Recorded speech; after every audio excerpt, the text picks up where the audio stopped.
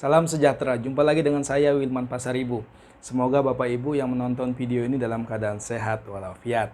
Pada kesempatan ini saya akan menyampaikan tentang standar kenaikan berat badan balita menurut KMS. Kenapa saya sampaikan ini? Karena ada beberapa pertanyaan mengatakan, anak saya naik, kenapa dikatakan turun?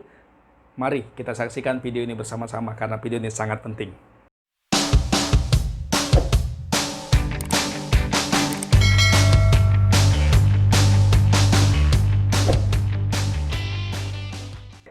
Pada kesempatan ini saya akan menyampaikan dulu apa itu kartu menuju sehat atau biasa kita dengar KMS.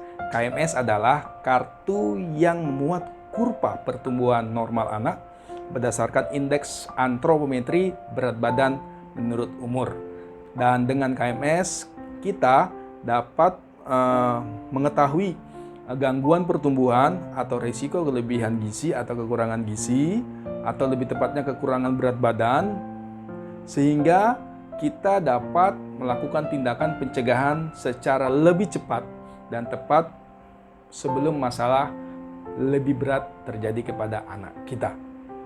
Pada kesempatan ini, saya akan menyampaikan juga apa itu pemantauan pertumbuhan. Pemantauan pertumbuhan adalah serangkaian kegiatan yang terdiri dari penilaian pertumbuhan anak secara teratur melalui penimbangan setiap bulan. Pengisian kartu menuju sehat atau KMS menentukan pertumbuhan berdasarkan kenaikan berat badan. Dan yang kedua adalah menindaklanjuti setiap kasus gangguan pertumbuhan, dan tindak lanjutnya dari hasil pemantauan pertumbuhan biasanya berupa konseling, kemudian pemberian makanan tambahan, pemberian suplementasi gizi, dan rujukan. Rujukan ini diberikan jika memang diperlukan. Tidak bisa ditangani di posyandu, melalui konseling akan dirujuk ke fasilitas paskes pertama atau biasanya di puskesmas ya. Selanjutnya saya akan sampaikan bahwa dulu KMS itu biasanya hanya satu, bukan biasanya memang satu untuk laki-laki dan perempuan, namun beriring waktu KMS itu terbagi dua sekarang, yaitu ada untuk anak laki-laki dan anak perempuan. Bapak Ibu, di sini ada namanya buku kesehatan ibu dan anak.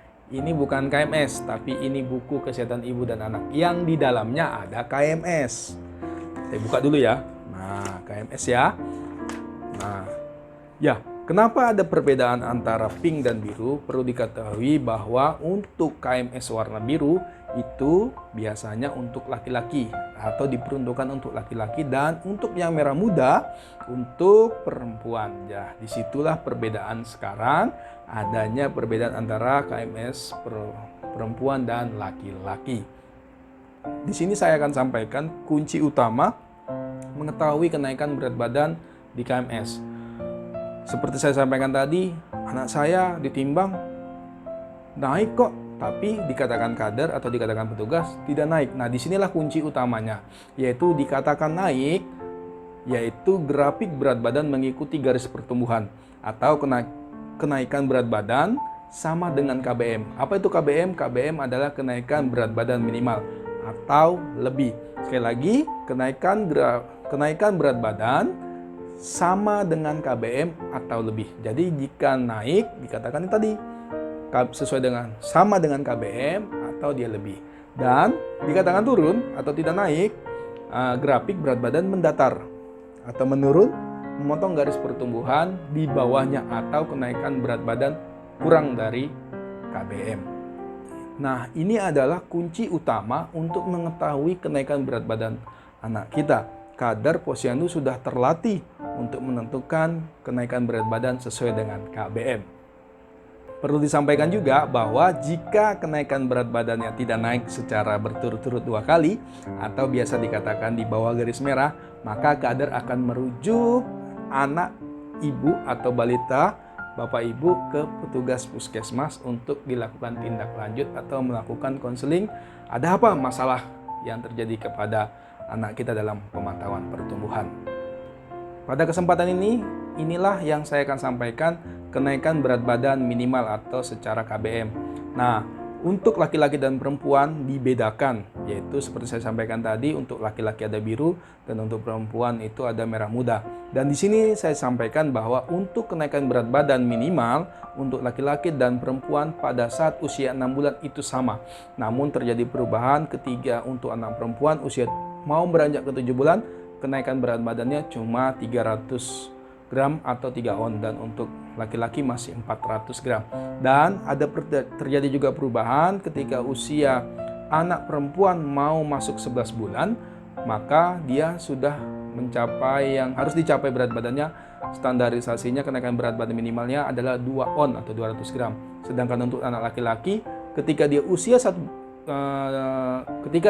12 bulan atau 1 tahun baru dia standarisasinya kenaikan berat badannya itu 2 on atau 2 gram.